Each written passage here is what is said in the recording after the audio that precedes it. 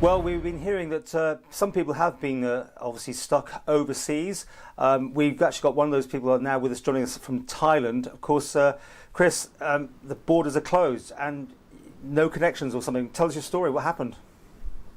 I tried booking an earlier flight as soon as I found out that the Isle of Man borders may be closing to non-residents.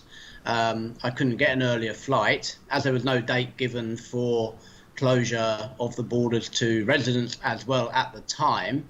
The booking I had was the earliest booking I could get. They actually brought it forward one day. And when I contacted the Foreign Office, they said exactly the same thing in Bangkok, that too many people trying to get on, not enough planes.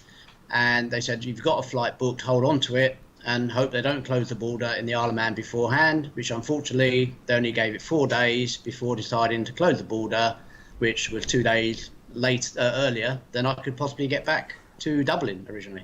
Now, the Chief Minister said that only, less than 20 people he thinks are involved and they've all been contacted. Yeah. So what did they tell you? I haven't had any contact. I read that on a friend that obviously in the Isle of Man has sent me. And so I must be number 21 that they've forgotten about or don't care about. But you've tried contacting them, have you? I've contacted them. I've sent them. They've to the inquiries at government.im, but obviously it's a weekend, so they've probably got their feet up somewhere. What happens now? I mean, can you get any flights as far as the United Kingdom to get you halfway, well, most of the way home? I could have got back to the United Kingdom, but the scenario at the moment is UK borders aren't closed yet, or Dublin's not closed back yet, which I was meant to go back to. So I'd have had to travel from Dublin to my family in Oxford.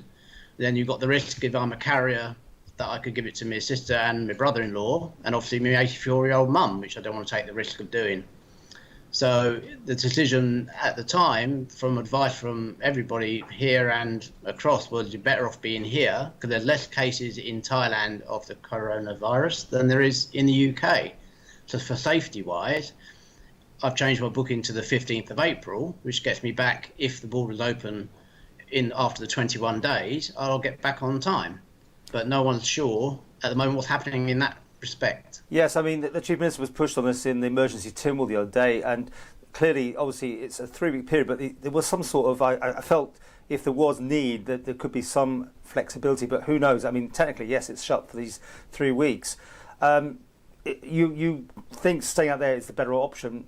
Financially, you okay? I mean, do you need assistance or what for you? Not really. Financially, it's getting very tight. And yes, I could do with assistance, but there are friends and family who said they could possibly help. But obviously, you still got to pay them back when you come home. As far as work's concerned, I don't know what the situation there is. They know I was going to be put into 14-day isolation anyway. And they obviously know I couldn't get back to the Saturday through social media that I've been contacting people who work at my workplace. So I'm not really sure what the rules, etc., involved in that are at the moment. So, I mean, if you get to Dublin, there are no flights from Dublin to the Isle of Man, so you're going to have to go via the UK at some point, aren't you? Yeah, there was, the steam packet was running for the Saturday night I got there, so I'd had a 5-hour wait to get the steam packet back to the island, but at the time, all was well and good. I thought, good, I'm going to get home in time, but unfortunately, they just closed the border. So I can get to Dublin, then I've got to get from Dublin, I can get Holyhead to Liverpool and the train's up. But again, if they close the borders or clamp down on trains, etc. in the UK, I can't get up to Heysham.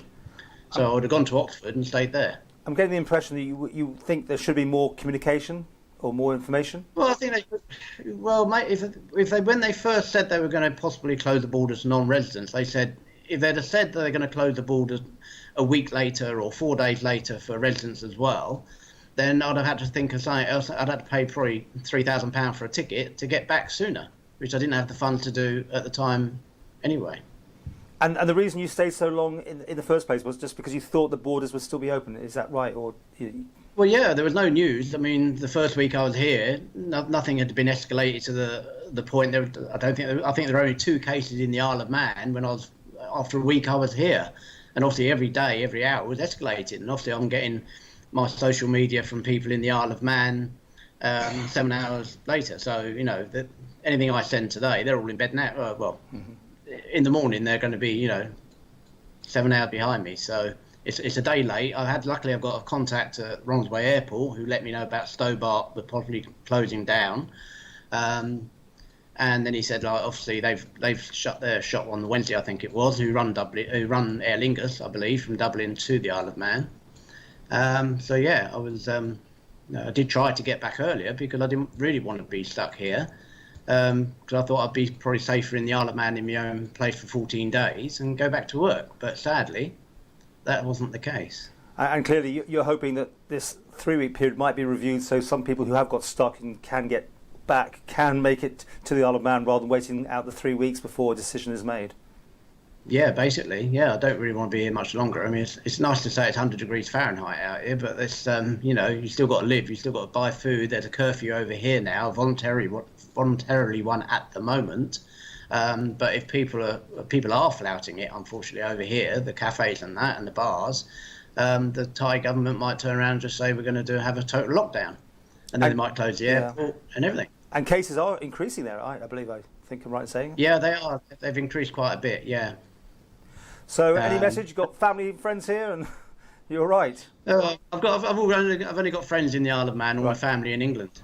But you're okay. But unfortunately, I mean, obviously they don't want 20 odd people coming back who might possibly be carrying the current coronavirus, do they? No, you can't blame them. And before we start this interview, you started with your mask on. Are you wearing that around wherever you go in Thailand? We wear it go out of respect to the Thais because the majority of them are wearing theirs. They have had a few supply problems, so it's quite a lot of Farangs who don't wear them. They don't. Generally, some of them don't care, which is a bit annoying to the Farangs that are residents over here and like to abide by the Thai rules and respect their country. But in Bangkok particularly, they have actually said you cannot get on the trains now without one, so I'm assuming they're probably supplying them. We don't know, but it's still very hard to get them. We've got some today. We've had paper ones which are disposable. We've got washable ones now. But no, they are getting to be more available, and so more people shouldn't have any excuse not to wear one, basically. Okay, well, listen, keep us up to date and let us know how you get on with the government, and because I think they've got a helpline now open for this. It's maybe working over the weekend as well. So keep us in touch, and maybe we'll see you sometime soon. Yeah, I will look at the helpline. I haven't seen that yet. No one's given me a link to that yet, so I'll do that and have a look and see what they've got to say for themselves, basically.